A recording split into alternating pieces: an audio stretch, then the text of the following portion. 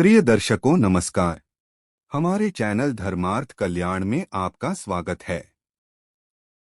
हिंदू धर्म में आध्यात्म और आस्था से ऊपर एक ध्वनि को विशेष स्थान दिया गया है और यह भी कहा गया है कि इस ध्वनि के उच्चारण मात्र से ही इंसान तनाव मुक्त होकर सीधे परमात्मा से जुड़ जाता है। यह ध्वनि है ओम। मात्र इतना ही नहीं, ऐसा भी कहा जाता है कि पृथ्वी पर एकमात्र ऐसी ध्वनि यही है जिसे कोई भी व्यक्ति ध्यान लगाकर अपने शरीर के भीतर ही सुन सकता है। ओम के उच्चारण मात्र से ही इंसान को इतनी शांति मिलती है जितनी वह शायद कोई भी धाम या फिर तीर्थ यात्रा करके नहीं पा सकता है। कहा जाता है कि यह ध्वनि अनाहत है। इसका मतलब यह है कि यह ध्वनि न किसी टकराव से पैदा हुई है और न ही किसी आहत से, बल्कि यह ध्वनि स्वयंभू है जो कि अपने आप ही प्रकट हुई है। ओम की ध्वनि मिट्टी के एक छोटे से कण से लेकर आसमान में हर जगह विद्यमान है। संपूर्ण अंतरिक्ष में ओम ही ओम मौजूद है। इसके अलावा यह भी कहा जाता है कि नाद और बिंदु के मिलने से ही ब्रह्मांड की उत्पत्ति हुई है। नाद का मतलब है ध्वनि और बिंदु का मतलब है शुद्ध प्रकाश। यह ध्वनि आज भी सतत जारी है। ब्रह्मांड स्वयं ही प्रकाशित है और इसे परमेश्वर का प्रकाश यानी शुद्ध प्रकाश कहा जाता है। पूरे ब्रह्मांड में केवल कंपन, ध्वनि और प्रकाश ही उपस्थित है और इसी ऊर्जा के कारण ही पृथ्वी पर जीवन है। ओम शब्द की उत्पत्ति 3 ध्वनियों से मिलकर हुई है, आ, उ और मा। आ ब्रह्मा का वाचक है, उ विष्णु का वाचक है और मा रुद्र का वाचक है। इसका मतलब है कि एक ध्वनि के उच्चारण से ही आप ब्रह्मा, विष्णु और महेश तीनों को ही याद कर लेते हैं। इसके अलावा ओम के उच्चारण मात्र से ही आपकी नाभि, हृदय और आज्ञा चक्र में जागृति उत्पन्न होती है और आपको असीम सुख की प्राप्ति होती है। धर्मशास्त्रों के अनुसार मूल मंत्र या जप आदि मात्र ओम ही है, जबकि ओम के आगे या पीछे लिखे जाने वाले शब्द गौण शब्द कहलाते हैं। ओम शब्द के नाम में हिंदू, मुस्लिम अथवा ईसाई जैसी कोई बात नहीं है। यह सोचना कि ओम किसी एक धर्म की निशानी है ठीक बात नहीं है, अपितु यह तो तब से चला आया है जब कोई अलग धर्म ही नहीं बना था। ओम तो किसी न किसी रूप में सभी संस्कृतियों का प्रमुख भाग है। यह तो अच्छाई, शक्ति, ईश्वर भक्ति और आदर का प्रतीक है।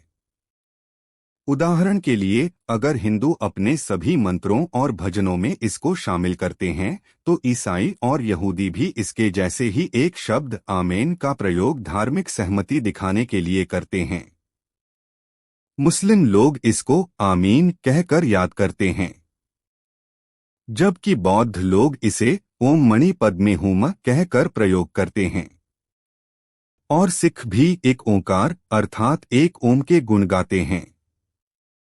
अंग्रेजी भाषा का शब्द ओमनी, जिसका अर्थ है अनंत, वास्तव में ओम शब्द से ही बना है। इससे यह सिद्ध होता है कि ओम किसी मत, मजहब या संप्रदाय का न होकर पूरी इंसानियत का है।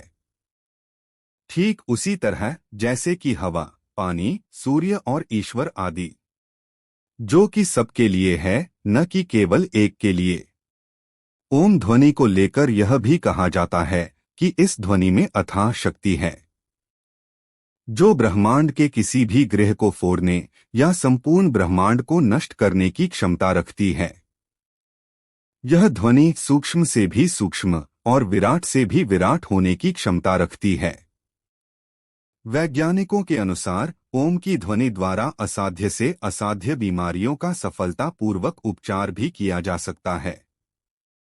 ओम के उच्चारण से निकलने वाली ध्वनि शरीर के सभी चक्रों और हार्मोन स्रावित करने वाली ग्रंथियों से टकराती है। इन ग्रंथियों के स्राव को नियंत्रित करके बीमारियों को दूर भगाया जा सकता है।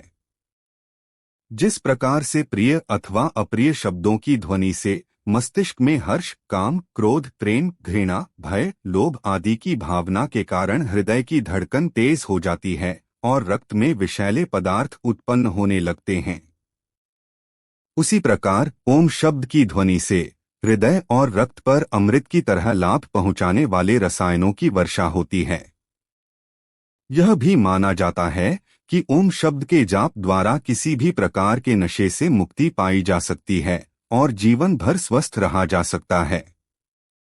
ओम शब्द के भिन्न भिन्न आवृत्तियों के उच्चारण से पैदा होने वाली कंपन क्रिया के कारण मृत कोशिकाएं पुनर्जीवित होने लगती हैं और शरीर में नई कोशिकाओं का निर्माण होना प्रारंभ हो जाता है, जिससे रक्त विकार दूर हो जाते हैं और शरीर में स्फूर्ति बनी रहती है।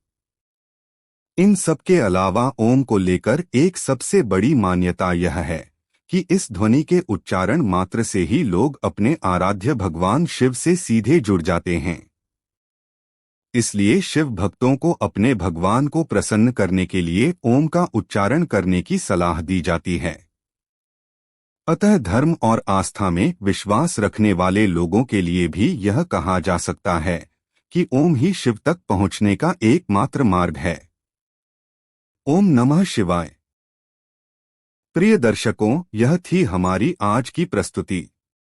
आपको हमारी आज की प्रस्तुति कैसी लगी, कृपया कमेंट करके हमें अवश्य बताएं और हमारे चैनल धर्मार्थ कल्याण को सब्सक्राइब करके हमारा सहयोग करें।